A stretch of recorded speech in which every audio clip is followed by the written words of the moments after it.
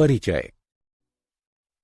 अर्चिता, क्या तुम्हें पता है कि जब हम किसी पौधे का निरीक्षण करते हैं तब हम देखते हैं कि प्रत्येक पौधे में जड़, तना और पत्तियां पाई जाती हैं। पौधे में पुष्प और फल भी होते हैं। हाँ, जड़ों के गुण, उनके प्रकार, रूपांतरण और उनके कार्यों के विषय में हम पहले ही चर्चा कर चुके हैं। अब हम तने के विषय में अध्ययन करेंगे।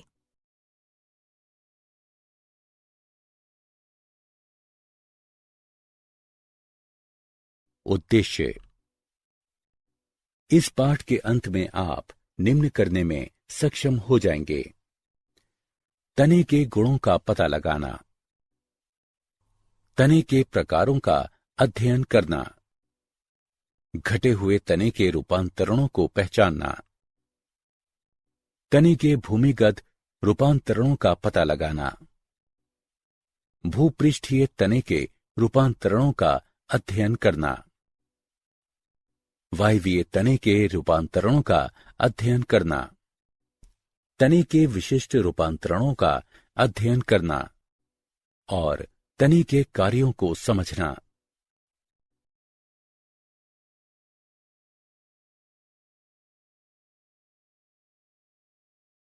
तने के गुण। तना अक्ष का बढ़ता हुआ भाग है जो शाखाएं, पत्तियां, पुष्प तथा फलों को धारण करता है। जब तना शैशव अवस्था में होता है तब वो प्रायः हरा होता है तथा बाद में वो काष्ठीय तथा गहरा भूरा हो जाता है। तना संवहनी पौधे की दो मुख्य संरचनात्मक अक्षों में से एक होता है। ये अंकुरित बीज के भ्रूण के प्रांकुर से विकसित होता है। अधिकांश पौधों में तने भूमि की सतह से ऊपर स्थित होते हैं, लेकिन कुछ पौधों में तने भूमिगत भी होते हैं। तना सामान्यतः गांठ तथा पोरियों में विभक्त होता है। गांठों में कलिकाएं पाई जाती हैं जो वृद्धि करके एक या अनेक पत्तियां, पुष्पक्रम, शंकु या अन्य तनों का निर्माण करती हैं। तने पर कलिकाएं पाई जाती हैं जो कि अंतस्थ या कक्षीय हो सकती हैं। एक अपरिपक्व शीर्ष के साथ एक नवीन अविकसित प्रारूप पर एक वृद्धि बिंदु होता है जो कि अनेक कसकर जुड़ी हुई कोमल पत्तियों से घिरा हुआ होता है। इन्हें कलिका कहते हैं।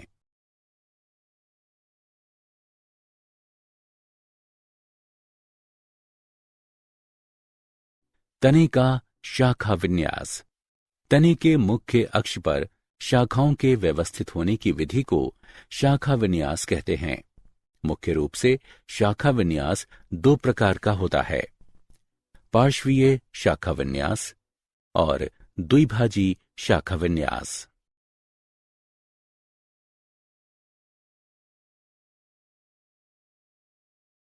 पार्श्वीय शाखा विन्यास। जब शाखाएं तनों के किनारों से निकलती हैं तो ये पार्श्वीय शाखा विन्यास कहलाता है। ये शाखा विन्यास की वो विधि है जिसमें वृद्धि बिंदु द्विभाजित नहीं होता है। शाखाएं कक्षीय कली की गांठों से उत्पन्न होती हैं। ये दो प्रकार का होता है: असीमाक्षी और ससीमाक्षी। असीमाक्षी। जब तना अंतस्थ कलिका द्वारा अनिश्चित वृद्धि करता है, मुख्य तने की पार्श्वीय शाखाएं अग्र अभिसारी अनुक्रम में शीर्ष की तरफ लगातार वृद्धि, पुरानी शाखाएं आधार की तरफ तथा नई शाखाएं शीर्ष की तरफ व्यवस्थित होती हैं। इस शाखन के परिणाम स्वरूप पौधा शंकुरूप या पिरामिड के आकार का दिखाई देता है। ससीमाक्षी। जब मुख्य तने की वृद्धि निश्चित होती है, मुख्य तना पार्श्वीय शाखा उत्पन्न करता है जो कि मुख्य शीर्ष से अधिक शीघ्रता से वृद्धि करती है। इस शाखन के परिणाम स्वरूप पौधे का विस्तार होने लगता है तथा वो गुंबद के आकार का हो जाता है। ससीमाक्षी तीन प्रकार की होती है: एक शाखी ससीमाक्षी, द्विशाखी ससीमाक्षी और बहुशाखी ससीमाक्षी। एक शाखी ससीमाक्षी। इस प्रकार के ससीमाक्षी शाखा विन्यास में एक ही समय पर केवल एक ही पार्श्वीय शाखा उत्पन्न होती है। इसे एकल शाखित के नाम से भी जाना जाता है। ये दो भिन्न प्रकारों यानी घुमावदार तथा कुटिल को दर्शाता है। उदाहरण, विटिस विनिफेरा में शाखा विन्यास कुटिल प्रकार का होता है। इसमें पार्श्वीय शाखाएं एकांतर किनारों पर विकसित होकर टेढ़ी मेढ़ी हो जाती हैं। सारका में शाखा विन्यास घुमावदार प्रकार का होता है। इसमें पार्श्वीय शाखाएं एक ही किनारे पर विकसित होकर घुमाव बनाती हैं। द्विशाखी ससीमाक्षी। जब एक ही समय पर दो पार्श्वीय शाखाएं विकसित होती हैं तो उसे द्विशाखी या द्विशाखित कहते हैं। उदाहरण, धतूरा और कैरिस्सा। बहुशाखी ससीमाक्षी। जब एक ही समय पर दो से अधिक पार्श्वीय शाखाएं विकसित होती हैं तो उसे बहुशाखी या बहुशाखित कहते हैं। उदाहरण, यूफोर्बिया और क्रोटोन बॉनप्लांडिया।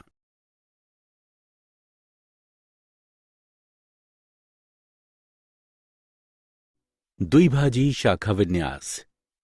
जब अंतस्थ कली कांटेदार तरीके द्वारा दो द्विशाखित शाखाओं में विभाजित हो जाती है तो इसे द्विभाजी शाखा विन्यास कहते हैं। ये सामान्यतः अपुष्पियों तथा कुछ आवृत बीजी इनमें पाया जाता है, जैसे पाइन यानी पेंडेनस, क्लिनोगाइन यानी डिकोटोमा इत्यादि।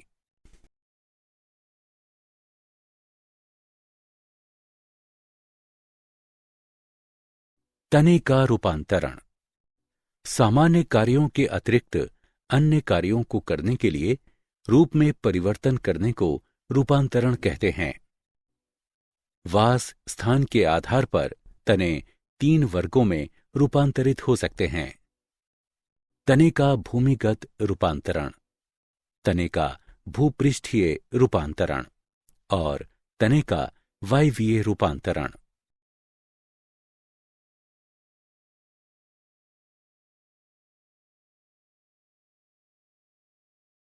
तने का भूमिगत रूपांतरण। भूमिगत तने भूमि की सतह के नीचे स्थित होने के कारण स्वयं को मौसम की प्रतिकूल परिस्थितियों तथा जंतुओं के आक्रमण से बचाते हैं तथा ये संचित भोजन के लिए भंडार गृहों की भांति तथा कायिक प्रवर्धन में सहायक हैं। इनके तने प्रकृति में भेद, गांठ तथा पोरियों की उपस्थिति, गांठों पर शल्क पत्रों की उपस्थिति, शल्क पत्र के कक्षों में कक्षीय कलिकाओं तथा एक अंतस्थ कलिका की उपस्थिति के द्वारा ज्ञात किया जा सकता है। भूमिगत तने 4 प्रकार के होते हैं: प्रकंद, कंद, शल्ककंद तथा कौर्म। प्रकंद। प्रकंद एक मोटा क्षैतिज वृद्धि वाला तना है जो सामान्यतः खाद्य पदार्थ को संचित करता है। इसमें गांठ, पोरियां, शल्कपत्र, कक्षीय कलिकाएं, अपस्थानिक जड़ें तथा एक अंतस्थ कलिका पाई जाती हैं। कक्षीय कलिकाओं को ढकने वाले शल्कपत्र तने के गांठ बिंदु से निकलते हुए दिखाई देते हैं। जड़ें प्रकंद की निचली सतह से विकसित होती हैं। उदाहरण, अदरक और हल्दी। कंद। कंद भूमिगत शाखा का एक फूला हुआ सिरा है जो कि निचली पत्ती के कक्ष से उत्पन्न होता है और मृदा में बाहर की तरफ क्षैतिज वृद्धि करता है। खाद्य सामग्री यानी स्टार्च के निक्षेपण के कारण प्रत्येक कंद अनियमित आकृति का हो जाता है। प्रत्येक कंद की सतह पर पत्तियों के अनेक निशान दिखाई देते हैं। पत्तियों के ये निशान गिरे हुए शल्क पत्रों की छाप होते हैं। प्रत्येक पत्ती का ये निशान एक कक्षीय कलिका को घेरता है। कक्षीय कलिका के साथ पत्ती के निशान को आंख कहते हैं। कायिक प्रवर्धन द्वारा आलू की ये आंखें नए पौधे को उत्पन्न करने की क्षमता रखती हैं। उदाहरण आलू। शल्ककंद यानी बल्ब। शल्ककंद में तना घट जाता है तथा छोटे चक्र सा दिखता है। कई अपस्थानिक जड़ें तने की निचली सतह से उत्पन्न होती हैं। उदाहरण प्याज, अदरक। प्याज, अदरक इत्यादि के शल्ककंद में आंतरिक पत्तियां मांसल जबकि बाहरी पत्तियां सूखी हुई होती हैं। इसे संकुचित शल्ककंद इसलिए कहते हैं क्योंकि संकेंद्री पर्णधार एक पूर्ण आवरण या कंचुक बनाता है। शल्ककंद की शीर्षस्थ कली प्रारोह का निर्माण करती है। कॉर्म। कॉर्म एक सीधे यानी लंबवत तने का फूला हुआ भूमिगत आधारी भाग होता है। ये फुलाव संचयित भोजन के संचयन के कारण होता है। इसमें शल्कपत्र तथा कक्षीय कलिकाएं पाई जाती हैं। वृद्धि की अवधि के अंत में वायवीय भाग मृत हो जाते हैं। प्रतिकूल परिस्थितियों में शीर्ष के समीप एक कक्षीय कलिका एक नए प्रारोह में विकसित हो जाती है, जो कि पुराने कॉर्म में संचयित भोजन का उपयोग करती है। नया पौधा अपने आधार पर एक नए कॉर्म का निर्माण करता है। उदाहरण अरबी यानी कोलोकासिया और अमारफोफेलस।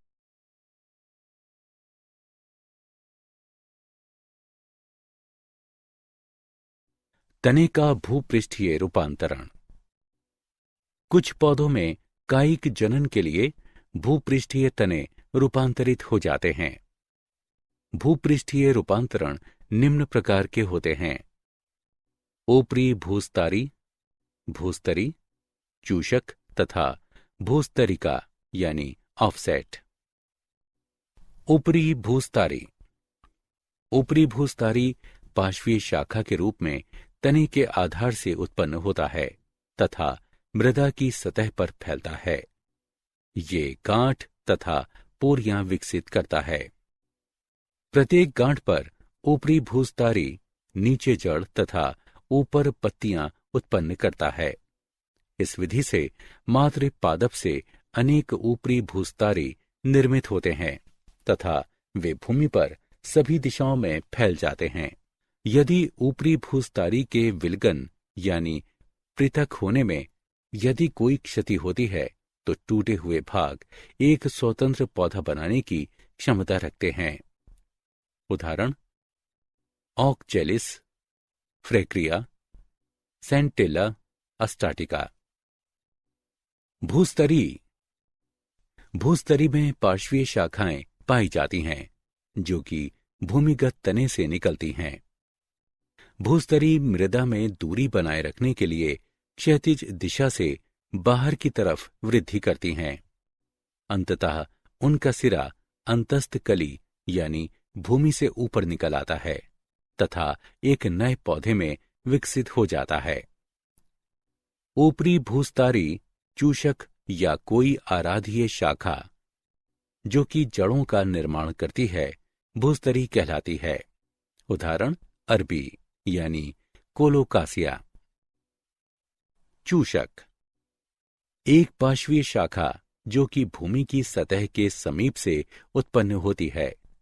भूमि के अंदर कुछ दूरी तक चलती है, अपने सिरों को मोड़ लेती है तथा एक नया पौधा उत्पन्न करती है। चूषक कहलाती है। उदाहरण क्राइसेनीथमम। भूस्तरिका यानी ऑफसेट। भूस्तरिका एक छोटी मोटी ऊपरी भूस्तरी जैसी शाखा है जो कि अपने सिरे पर एक नए पौधे का निर्माण करती है। भूस्तरिका जनक पौधे के मुख्य तने से सभी दिशाओं में वृद्धि करता है। यदि इनकी इकाइयों के विलगन यानी पृथक होने में यदि कोई क्षति होती है तो प्रत्येक एक स्वतंत्र पौधा बनाने की क्षमता रखती है। उदाहरण पिस्टिया, और आइकोर्निया।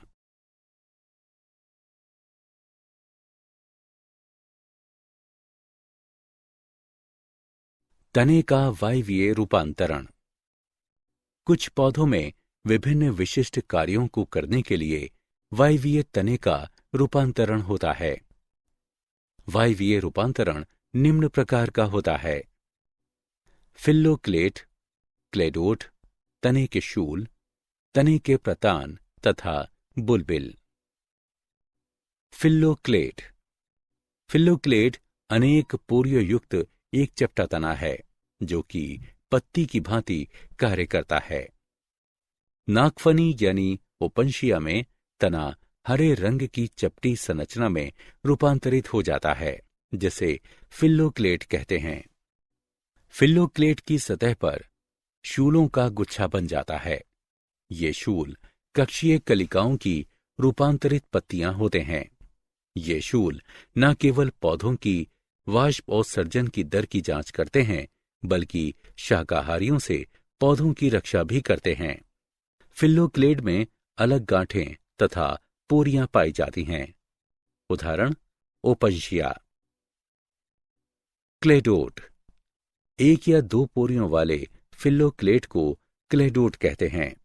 क्लेडोट का कोई उपयुक्त उदाहरण नहीं है, क्योंकि रस्कस तथा एस्पेरेगस, जिनको अधिकतर क्लेडोट माना जाता है, वास्तव में ये क्लेडोफिल्स होते हैं।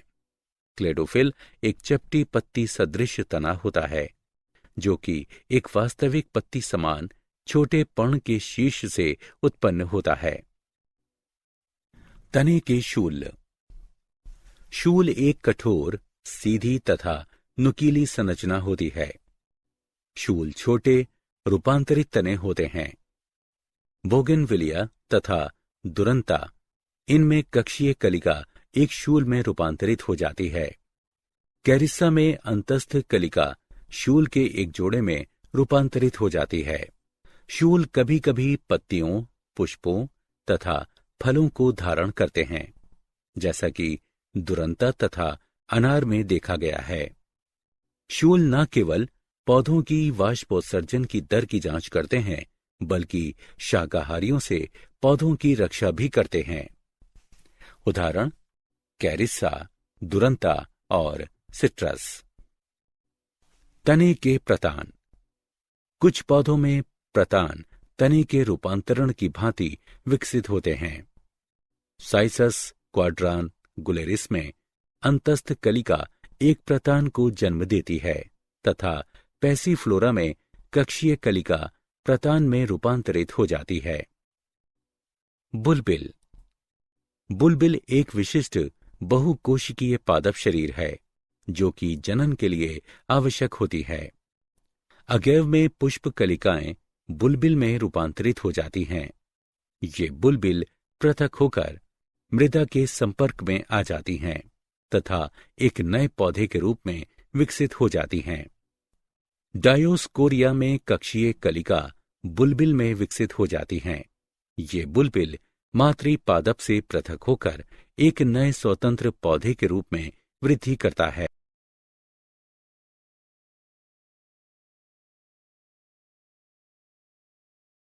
तने के प्राथमिक कार्य। तने के कार्यों के प्रकार निम्न हैं: प्राथमिक या मुख्य कार्य, द्वितीयक या सहायक कार्य। तने का प्राथमिक या मुख्य कार्य पत्तियों, पुष्पों तथा फलों को पकड़कर रखना तथा उन्हें सहारा देना है। तना जल तथा खनिजों को जड़ों से पत्तियों, पुष्पों तथा फलों तक संवाहित करता है। पत्तियां तने से इस प्रकार उत्पन्न होती हैं कि वो मुख्य कार्यों जैसे सूर्य के प्रकाश को ग्रहण करना तथा गैसीय विनिमय को करने में सक्षम हो जाती हैं। परागण तथा निषेचन की प्रक्रिया को सुविधाजनक बनाने के लिए तना पुष्प तथा फलों को धारण करता है।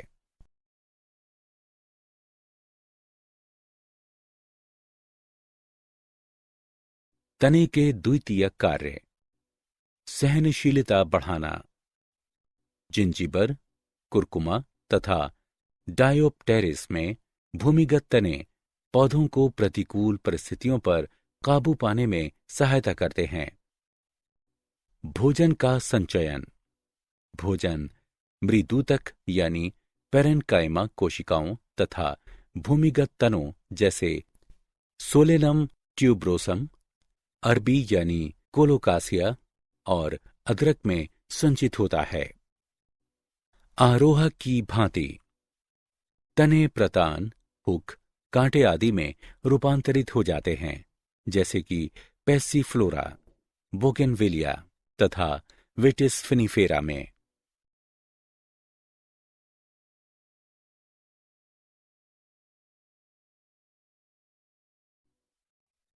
प्रकाश संश्लेषण।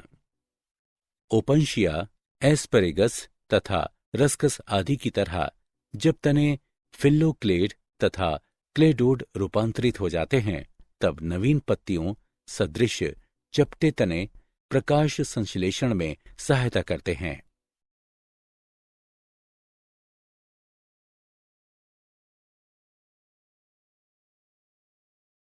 तने के द्वितीयक कार्य यानी कायिक प्रवर्धन।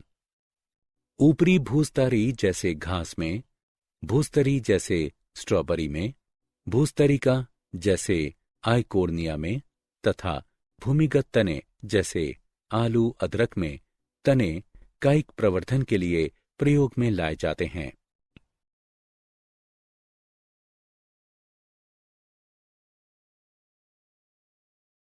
तने के द्वितीयक कार्य। चढ़ने से सुरक्षा करना। विकसित कांटों द्वारा तने पौधों को चढ़ने से बचाते हैं।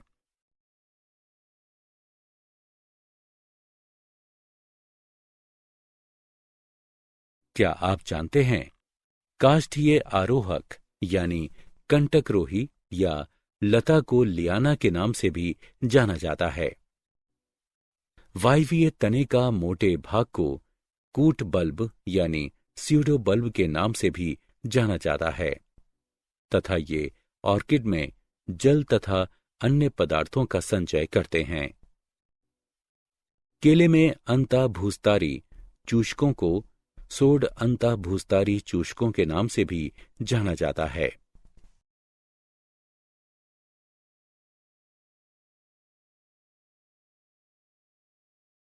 सारांश।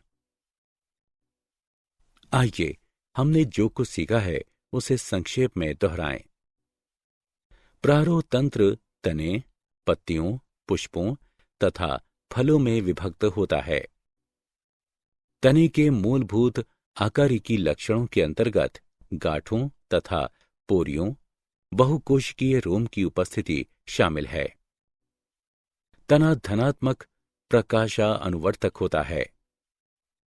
विभिन्न कार्यों जैसे भोजन का संचय, कायिक प्रवर्धन तथा सुरक्षा को करने के लिए तना रूपांतरित हो जाता है।